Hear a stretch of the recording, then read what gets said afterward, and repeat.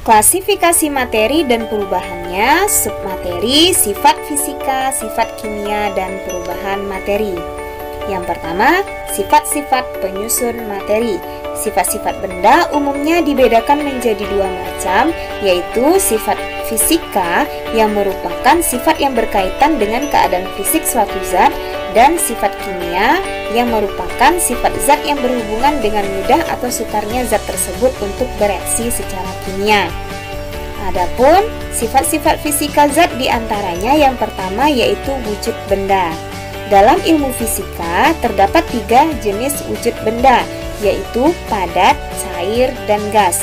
Ketiga wujud benda ini dapat mengalami perubahan yang disebut dengan perubahan wujud benda, seperti padat ke cair yang disebut dengan mencair, dari cair ke padat disebut dengan membeku, dari cair ke gas disebut dengan menguap, dari gas ke cair disebut dengan mengembun, dari padat ke gas disebut dengan menyublim, dan dari gas ke padat disebut dengan mengkristal. Perubahan wujud benda ini ada yang prosesnya menerima atau menyerap kalor dan ada pula yang melepaskan kalor. Perubahan wujud benda yang diberi dengan panah berwarna hijau merupakan perubahan wujud benda yang prosesnya menerima atau menyerap kalor, yaitu mencair, menguap, dan menyublim. Sedangkan proses perubahan wujud benda yang diberi dengan tanda panah merah merupakan proses perubahan wujud benda yang melepaskan kalor, yaitu membeku, mengembun, dan mengkristal. Yang kedua adalah warna zat, merupakan sifat fisika yang dapat diamati secara langsung. Warna yang dimiliki suatu benda merupakan ciri tersendiri yang membedakan antara zat yang satu dengan zat lainnya. Yang ketiga, kelarutan. Perubahan fisik suatu zat terjadi karena zat tersebut larut di dalam air atau cairan. Contohnya, gula dan sirup yang dapat larut di dalam air. Yang keempat, daya hantar listrik, berhubungan dengan muatan listrik. Benda logam pada umumnya dapat menghantarkan listrik, sehingga disebut sebagai konduktor listrik atau benda-benda yang dapat menghantarkan listrik. Sedangkan benda-benda yang tidak dapat menghantarkan listrik disebut dengan isolator listrik, contohnya plastik, kayu, dan karet. Yang kelima yaitu daya hantar panas. Benda yang mudah menghantarkan panas disebut dengan konduktor panas, contohnya aluminium dan besi, sedangkan benda yang sulit menghantarkan panas disebut dengan isolator panas, contohnya kayu, plastik, dan karet. Yang keenam yaitu kemagnetan. Berdasarkan sifat kemagnetannya, benda digolongkan menjadi dua, yaitu benda magnetik dan benda non-magnetik.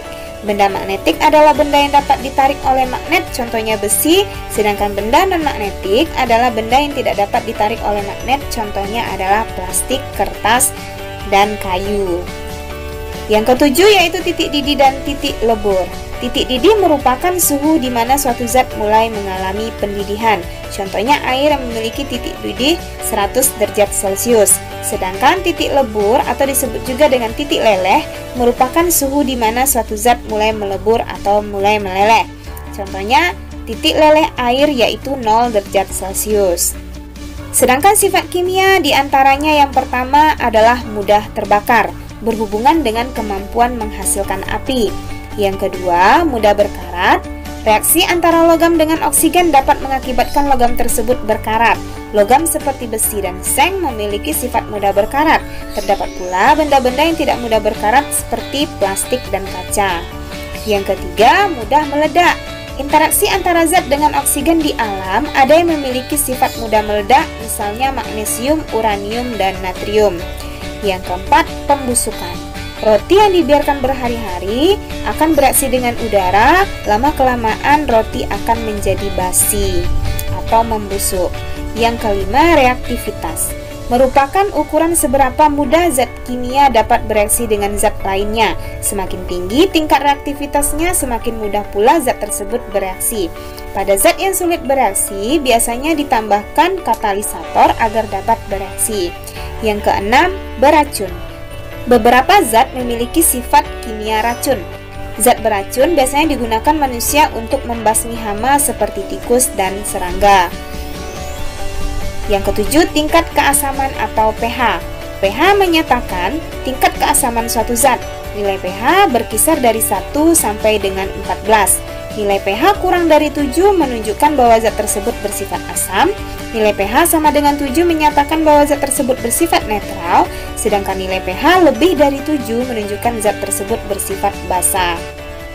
Yang kedelapan, fermentasi merupakan proses penguraian senyawa organik untuk menghasilkan energi dan zat baru. Contoh fermentasi yaitu perubahan singkong menjadi tape. Materi yang kedua yaitu perubahan materi. Ada dua macam perubahan materi, diantaranya yang pertama yaitu perubahan fisika yang merupakan perubahan yang tidak menghasilkan zat baru, dan yang kedua perubahan kimia yang merupakan perubahan yang menghasilkan zat jenis baru dengan sifat kimia yang berbeda dengan zat asalnya.